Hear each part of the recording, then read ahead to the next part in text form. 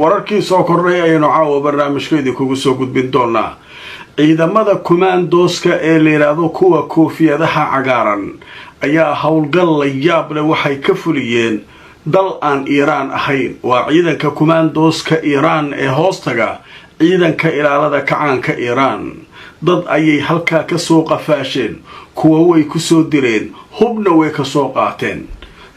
haddaba sheeko la yaab leh oo Iiraaniyiintu ay soo bandhigeen caawa ayaynu barnaamijka ku faahfaahinaynaa. waxaa sidoo kale barnaamijkan idinkugu hayaa ciidanka ilaalada kacaanka Iiraan oo war cusub ka soo saaray marinbiyoodka Hormuz, iyo sidoo kale qaybta dambe ee barnaamijka oo aanu ku soo gudbin doono arrin ku saabsan Iiraan oo soo jeedisay isbahaysi dowladaha islaamka ugu waaweyn ay samaystaan si gobolka looga saaro waxa ay ku tilmaantay Mareykanka iyo xulafadiisa halkaa looga sifeeyo.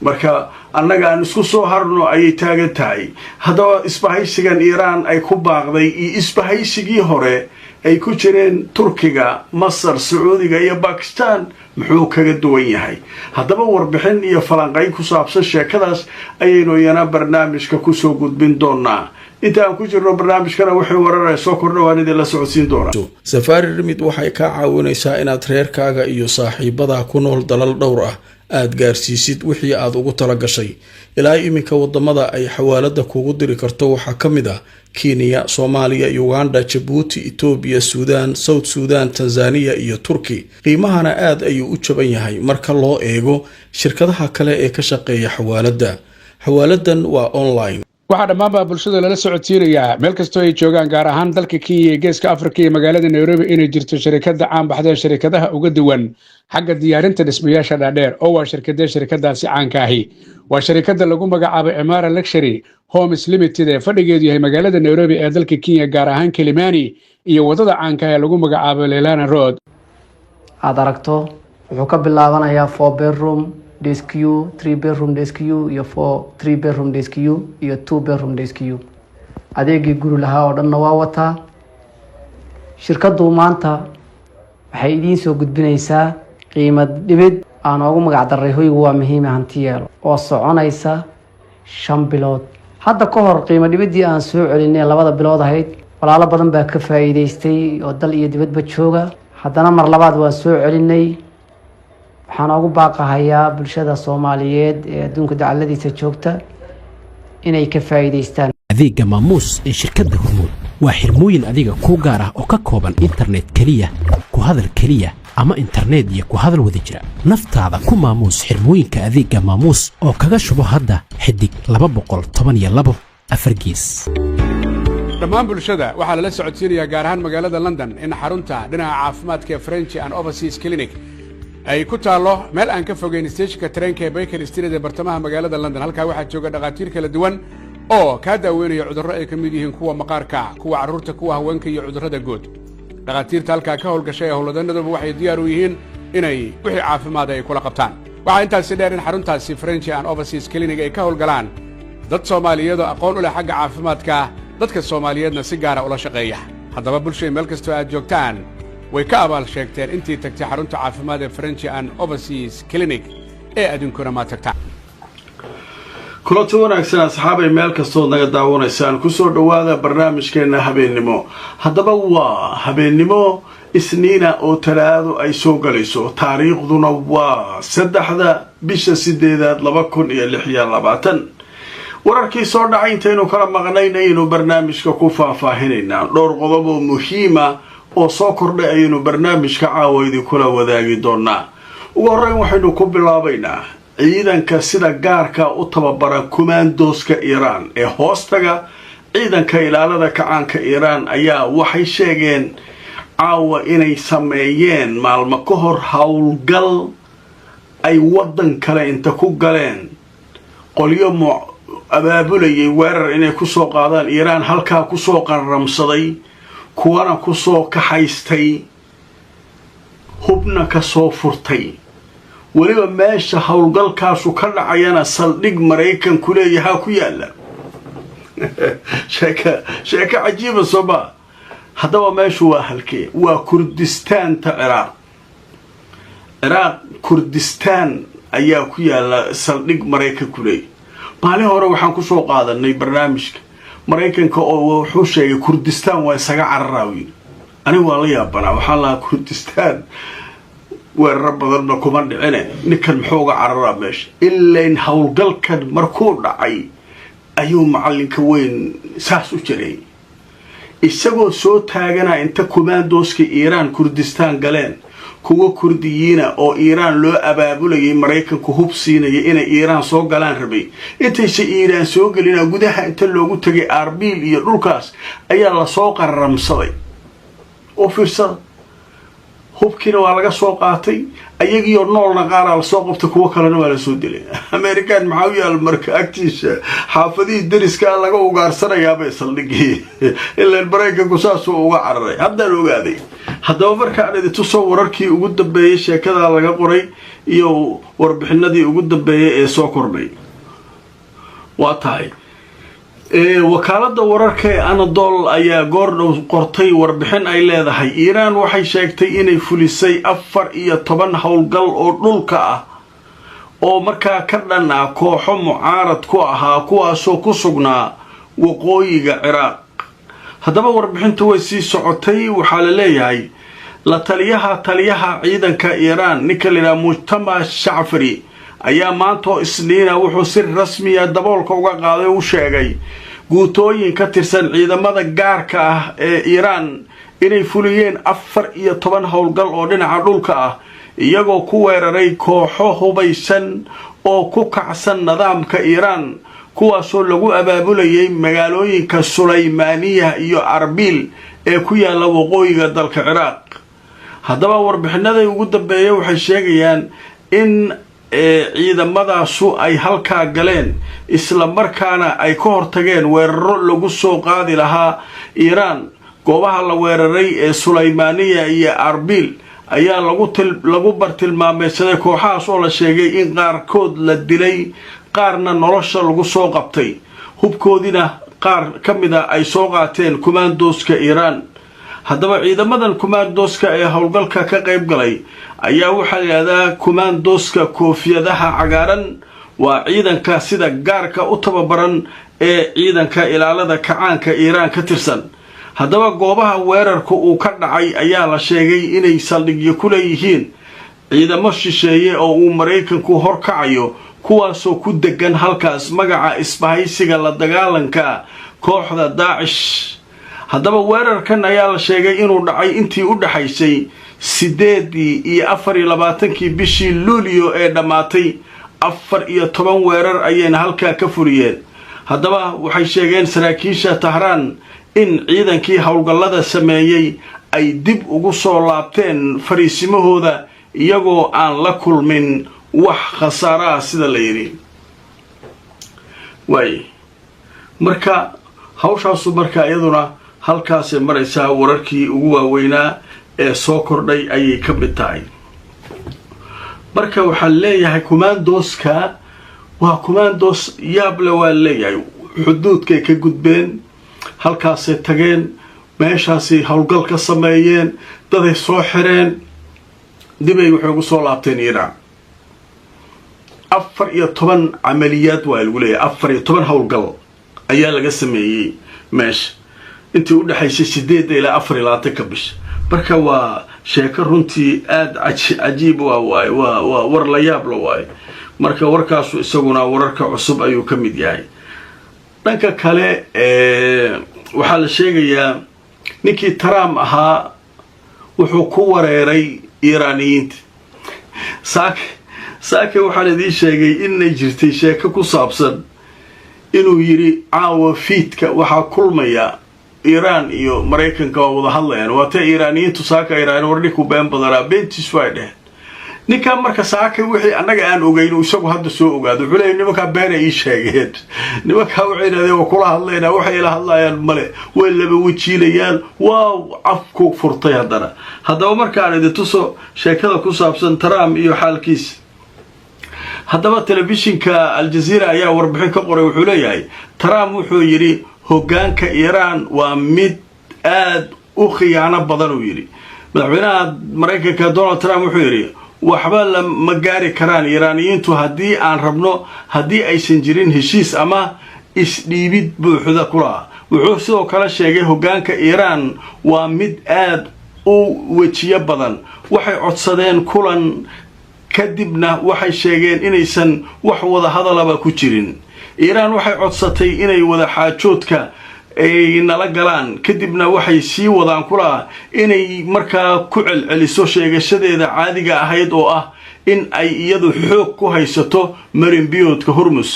haddaba wuxuu yidhi gacanka Hormuz annaga ayaa si buuxda gacanta ugu hayna. iiraan weligeed ma yeelan doonto hub nuclear. marka odaga waa khalkhalay. odaga saakayda hore wuxuu lahaa baarati barnaamijkeeda kusoo qaatay waa la socotaa. saaka wuxuu yidhi caawa fiidkaa la kulma. iiraan isla markii u jawaabto waxay tiri orinka been badana wax ka jira male warkiis. ninkaa markaa beekii markii la gaaray nimankii ma kulmeen maya nimankii waxa saasay taageerayeen. warnimo ku been badana marka ninaa marka la wareysanayo moogtahay waxaa le ninkaa dadaa been u sheegay bas sidiisaba dhigtaa loogu sheegaa. iiraaniyiintii way soo dhiibeen sacuudiga iyaga waxay leeyihiin hawsha naga joojo ninkaa saasaa leeyahay ninkaa waa la seexinaa. marka wixii marka loo sheegay uu soo qaylaa iiraan laftirkeedana bariday wada hadal aan kula jirnaa uu dhahaa. hadda marka uu soo baraarugay wada hadalkii fiidkii uu dhahay wada hadal ma jiraan la nimanka waa diideen ayagaaba waxay leeyihiin Hormuz annaga haysanayna ninkaa warkiis wax ka jira male. hadduu marka qayla nimanka waa laba wajiilayaal waa saar marka cabaadkiisa ninka halkaas maraya leewu baxaya. ma jeceshahay barashada qur-aanka kariimka iyo culumta shareecada hab casri ah online adigoo jooga gurigaaga ama goobtaada shaqada? markasu Daaru Taqwa waxa kugu baraya qur-aanka hab casri ah online. maadooyinka aad ka baran karto waxaa ka mid ah qur-aanka kariimka, higaada, luqada carabiga iyo culumta shareecada. isdiiwaangelintu way socotaa, fadlan hore u gaadh. waxay faahfaahin kala xidhiidh nambarada shaashada kaaga muuqda. hamogaadi dugsiga markasu Daaru Taqwa. waaye arrinta ugu dambaysa waa arrin runtii aad u xiiso badan waaye. iiraan waxay samaynaysaa lagu leeyahay isbahaysi loogu talagalay wadamada islaamka. isbahaysigaas waxay ugu baaqday inay ka qayb galaan Turkiga, Saudi Arabia, Pakistan iyo Masar iyo ayada iyo Iiraan 5 in lagu bilaabo. shaqadayna waxa waa yiraahdeen nimankan meeshan naga burburinayo mar walba dalalka islaamka inay burburiyaan raba aan mandiqada ka xaaqno. annaga markaas aan mandiqadeena nabadgelyadeena hawsheena iyo tartiibteena iyo dawladeena islaamka aan tartiib u noolaan waxaan iska dhex saarno qashinka. arrintaa marka dhagaha la taago waa la yaab. muddooyinkan waxaa socday sheeka ku saabsan Pakistan iyo Masar iyo Sacuudiga iyo Turkiga inay isbahaysi samaysanayeen. iiraan marka waxay taagantaa warkiina waa cagajida kan soo gal ana aqaan nimankan sida loo kawiyo aan meeshan wada galno isbahaysigan. haddaba markaan idin tuso warbixinta laga qoray sheekadaas jiradda la yiraahdo Ra'yul Yawm ayaa waxay leedahay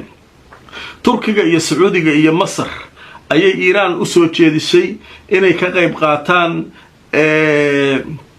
arrinta ku saabsan isbahaysi amni oo dawladaha islaamku ay leeyihiin. haddaba wasaaradda gaashaandhigga ee waddankaasi iiraan mas-uul u hadlay oo la yiraahdo Said Majid ibn Rida ayaa sheegay in markaasi gobolka laga samayn doono isbahaysi ay ku wada jiri doonaan Turkiga, Sacuudiga iyo Masar iyo Iiraan in markaa laga shaqayn doono, kaasoo la sheegay in wax badan uu ka tari doono isbahaysigan arrimaha ku saabsan xiisadaha gobolka ka jira iyo in dawladaha islaamku ay isku soo dhawaadaan. haddaba iiraan waxay soo jeedisay iiraan isbahaysi amni oo islaam ah oo ay ka qayb galayaan dawladaha kale ah Turkiga, Pakistan, Saudi Arabia, Masar iyo Iiraan. waxay leedahay marka waxaana lagama maarmaan ah in hawsha la qabto. waxaana durbaba bilowday telefoonno wasaaradda difaaca iiraan ay kula hadashay Turkiga iyo dawlado kale. haddaba arrinkaa ayaa socda. haddaba waa sheeko cusub iyadana. iiraan marka dhanka diblomaasiyadda iyo abaabul bilowday. war annaga aan isku xirnaanay taagid. waayahay magaalada Muqdisho waxaa ku jira Professor Shaafici oo ah falanqeeya siyaasadda arrimaha caalamka inta badanna barnaamijka nagala qayb gala. Professor Shaafici sheekadan cusub ee ay iiraaniyiintu keeneen isbahaysigan sidee kula muuqdaa بسم الله نظارة مهد سند إيران إني صوبان دكتي إن مسلمين تو أي سمستان حلفاء طبعا ككوبان سعودية تركي مصر وطبعا أي نسيدو كالت كجرت باكستان وأرن مهمة معهن طبعا صوبان دقيد معهن وأرن طبعا لصوبان دقيد كريه معهن waxa ay xaqiijinaysaa maadaama ay dalal kale ugu horeeyeen oo ayagu yiraahdeen waa in la sameeyaa alliance sida dabcan NATO oo kala waxay cadeynaysaa reer galbeedku NATO inay ku fashilmeen ilaalinta iyo nidaamkii adduunka ee ayagu sameeyeen haddana burburinayaan dabcan taas oo loo soo qaadan karo Mareykanku inay mar yiraahdeen jananka magaciisa waa iloobay 7 wadan ayaan burburinaynaa 5 wadan 5 sano gudahood Soomaaliya ugu horeysay Iran baan ugu dambeeyso hadda dalalkii la burburiyay dhamaan waxay ahaayeen dalal muslim ah marka haddana dalalkan ay hadda Iran dabcan wasiirka difaaca Rida uu soo bandhigay oo la hadlay wax uu la hadlay Sacuudiga iyo Turkiga marka dal walbana wax uu soo gudbinayo oo heesta ayaa jira dabcan dawladda Turkiga tiknoolajiyada ayay aad ugu fiican tahay iyo warshadaha iyo droniska Iran waxay ku fiican tahay difaaca waxayna aad u baratay sida loo dagaalamo reer galbeedka Sacuudiga xagga dhaqaalaha weeyaan Masar ciidankii iyo xaggaas Pakistanna ayada ayaa wada difaacaysa waxa kale uu sheegayaa yani hadii ay suurta gasho xilfigan hadii uu suurta galo waxay noqonaysaa xurriyad physical ahaan muuqaal ahaan muslimiintu xor bay ahaayeen laakiin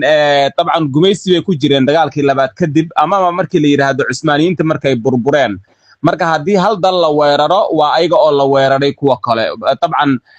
marka waxa la soo qaadan karaa meelaha la soo qaadan kara dalkii la burburiyay waxa kamid ah Falastiin Iraq Liibiya Suuriya waxa soo dhan waxay burburiyay waxay ahayd reer galbeedka marka taasina waxa la dhigi karaa reer galbeedku waxay u joogaan kaliya inay cunaan inta ugu dambeysana Israa'iil inay hadda muhaddadku ku wada tahay dhamaantood ay dabcan oo hadda dagaalkii ugu dambeeyay waxaad arkayseen in manaatiq aamina ay ka sameeyeen si buffer zone meela dabcan aan loo soo dhaafi karin Suuriya iyo Lebanon taasna waxay ku tahay yani sidoo kale yani Soomaaliya meel kamid ah waan aqoonsaday ay tiri taasna waxay khatar ku tahay dhamaan caalamul islaam oo dhan dhinac kale say ku suurtagalaya dadka qaar waxay isweydiinayaan Mareykanka diidaya Mareykanka isaga dhigbax baa ku socda oo waaya xaq waxa weeyaan ilaa 3 goobood bay wax uga furan yihiin Ukraine oo dabcan wali aan xalismin xagga Taiwan oo kula dagaalamayo Shiinaha iyo Israa'iil marka ma awoodo jabha cusub inuu furo marka taasna maadaama haddaan ku darsano caalamkiiba hadda inuu isbedelayo oo nidaamkii la sameeyay dagaalkii labaad kadib maadaama uu burburayo waqti sax ayuu yimid ayaa la leeyahay maadaama marka dalalkan hal dal keligii waxba ma ahan oo dal walbaba awood buu leeyahay ayaa marka la dhihi karaa waa tahay isbahaysi kala jiray sidaad ogtahay hore looga shaqaynayay Pakistan Masar iyo Sacuudiga iyo Turkiga kan hadda Iran muxuu kaga duwan yahay kii hore Iran sakeeda muxuu culays u keeni karaa horey baa loo soo bandhigay laakiin Iran waxay uga duwan tahay waa dal qoolkiisa ficilkiisa wada socda marka laga tago khilaafaadka iyo ay laftooda inay khalad soo galeen sida kuwan kalaba muslimiintu way khalad u soo galeen halkaasna waxa la dhigi karaa in muslimiinta la adeegsanayay dal walbaba waqti la adeegsada intii aan daxiya noqon lahayn oo anagu isburburin lahayn maxaan dabcan isu difaaci waynay marka waxay noqonaysaa in mataqaanaa isdifaaco amniga badda la difaaco dhaqaalaha iyo siyaadada طبعا مدح بنانيدا marka taasna ma ahan marka taxaaluf askari kaliya ma ahan laakiin waa mashruuc oo masiirka ummadda islaamka waxaana la dhihi karaa dadka qaar waxay leeyihiin ba dhibaatadan jirta oo hadda ka bilaabatay yani ka bilaabatay Gaza ka bilaabatay waxa weeyaan wacasaan takrahu shay'an wa khayru lakum ana marka nadaara waxaan dhihi karaa arintani waa arin waqtigii saxda timaaday xaqna ay u leeyihiin oo shuruucda caalamku ay siinayaan ay una badan tahay inay fulayso hadii ay xaniye iska baaraan dalkan carabta hadayna cabsanin waxa badan tahay mid kale waxaad ku dartaa sacuudiga waxay ku biireen sacuudiga iiraan waxay ku biireen dalalka BRICS bay ku biireen sidoo kale xiriir waxa la sheegay alliance marka ayadoo taala raba ayuu Mareykanku wuxuu soo dejiyay heshiis nuclear ah oo nabada isagoo u diidan Pakistan iyo ay xiriirka la yeelatay inay wax ka hesho amaba Ruushka iyo Iiraan oo BRICS marka waxa loo diidayaa dalalka muslimka in ay difaac sameystaan waxana dabcan iska tabiici oo waxbaba ahaan in hadii muslimiinta la burburiyo la cuno ay iska caadi tahay hadda maalin dhow waxaad arkayseen nin loo yara waa dabcan ma soo dhigi karo nin loo yara oo dabcan ay BBC wareysanayso oo yahuuda wuxuu leeyahay halka nin oo yahuudka wuxuu u dhigmaa 10 bilyan buu dhigmaa way ku celinaysaa gabadhu waxay leedahay taas may raysteen laakiin ilaahay baana doortay yani ilaahay kuma dooranin noocan dadkii la doortay in waqti hore bay ahaayeen dadka marka noocaas ah waxaad garanaysaa in la heshiiyo inay adag tahay mustaxiil tahay saasoo kale wuxuu ku siinayaa marka shuruucda caalamku waxay ku siinayaan isdifaacdo dadnimadu waxay ku siinaysaa in isdifaacdo muslimiintuna waqtigan ay haystaan jaanis waqtigan hadda nidaamku burburayna waa wadamo qaar waa dabcan waa khadkay ka baxayaan kuwii midoobana way badbaadayaan marka waa tilaabo sax ah hadii xataa anaga Soomaaliya ay dan noo tahay oo waa nalaga heebeysanayaa hadii la helo dawlada muslim oo taxaaluf hadii la hela in wax lagu yeelo iska dhaafay waa laga heebeysanayaa waana mid maqan oo dal walba u baahan yahay kuwa la dudumiyay Soomaaliya ugu horeysa iyo kuwa hadda la dudumiyay socdo ay ku jirto Iiraan iyo kuwa loo hanjabayo ay kamid tahay waxa ku xiga ay lahaayeen dabcan wadamada sunniga Turkiya iyo Masar kadibna waxa ku xiga Sacuudi marka maadaama nolol wada socdo Israa'iilkii weynaana ay iska cadahay annagoo cunsuriyada inaga ahaan waa xuquuq ay leeyihiin dadka islaamka ayna mudan tahay hadda in loo dhaqaaqo واتاي ادي اد بو ما سين كاسي وحو بروفيسور شافعي او مقدشو توس نوغو ورمي اسغو جوغا فلنقيه سياسada caalamka aad baad ma santa بروفيسور barnaamijkeena qodobkaas ayaa ugu dambeeyay adikuna fakari aragti waxa qabtaan noo soo qoro qodobkaas leedihiin aragtidiina waa ku beeri kartaan inta aan mar kale kulmayno like gareeyo oo share gareeyo barnaamijka nabadgelyo